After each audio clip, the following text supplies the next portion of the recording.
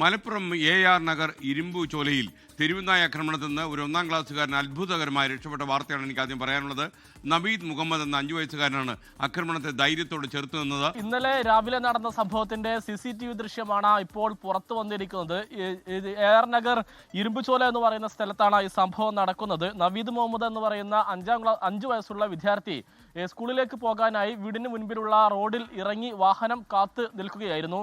ആ ഒരു സമയത്താണ് തെരുവ് നായ ഈ വിദ്യാർത്ഥിയെ ആക്രമിക്കാനായി ഓടി എത്തുന്നത്. പക്ഷേ ഈ വിദ്യാർത്ഥി ഒരു തരത്തിലും പതറിയില്ല എന്ന് മാത്രമല്ല, ഓടിപ്പോവുകയും ചെയ്തില്ല. പകരം തെരുവ് നായയെ ധൈര്യപൂർവ്വം നേരിട്ടു എന്നുള്ളതാണ്. ശബ്ദമുണ്ടാക്കുകയും അതോടൊപ്പം തന്നെ തെരുവ് നായയെ ഓടിക്കാനുള്ള ശ്രമവും ഈ വിദ്യാർത്ഥി നടത്തുകയും ചെയ്തു. അങ്ങനെ ഏറ്റവും ഒടുവിൽ തെരുവ് നായക്ക് പരാജയപ്പെട്ട് പിന്നോട്ട് പോകേണ്ടി വന്നു എന്നുള്ളതാണ്.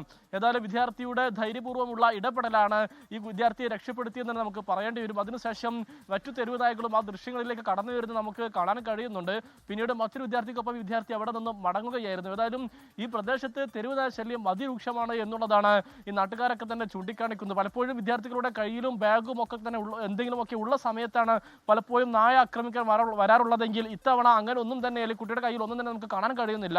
അത്തരത്തിൽ നിൽക്കുന്ന ഒരു കുട്ടിയെയാണ് തെരുവ് നായ ഓടി ആക്രമിക്കാൻ ശ്രമിക്കുന്നത് എന്നുള്ളതും ശ്രദ്ധേയമായ ഒരു കാര്യം തന്നെയാണ്.